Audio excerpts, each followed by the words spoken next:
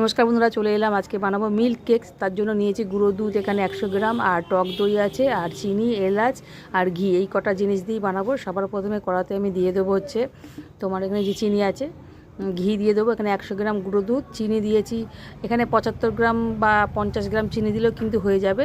আমি 100 গ্রাম মতোই চিনি দিয়েছিলাম, মিষ্টিটা একটু বেশি হয়ে গেছিলো, সেই জন্য বলবো 100 গ্রাম গুঁড়ো দুধে তোমরা 50 কি 75 গ্রাম চিনি দেবে, ঠিক আছে।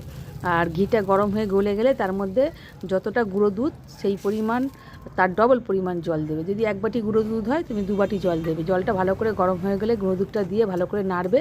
আর 4টে এলাচ দানা এখানে ফাটিয়ে দিতে পারো, সেন্টটা খুব সুন্দর হবে। তারপরে গুঁড়ো দুধটা দিয়ে ভালো করে ফুটিয়ে তাতে চিনিটা দিয়ে দেবে। চিনিটা দিয়ে গাঢ় হয়ে গেলে তারপরে যে টক দই রেখেছিলাম সেই টক দইটা দিয়ে দেবে। 4-5 চামচ মতো আমি দিয়েছিলাম টক দই, ওই 100 গ্রাম মতোই ধরো। দিয়ে ভালো করে নাড়িয়ে নাড়িয়ে একদম এটাকে শুকনো করতে হবে। আর টক দইটার জন্য বেশি দেখো দানা দানা হয়ে যাবে, বেশি সময়ও লাগে না, মিনিট 15-র মধ্যেই কিন্তু হয়ে যায়। আর খেতে কিন্তু দুর্দান্ত হয়েছিল। আমি একটু চকলেট গলিয়ে এর উপরে একটু দিয়েছিলাম, ওটা গ্রেট করেও দিতে পারো, দেখতেও ভালো লাগবে, খেতেও ভালো লাগবে।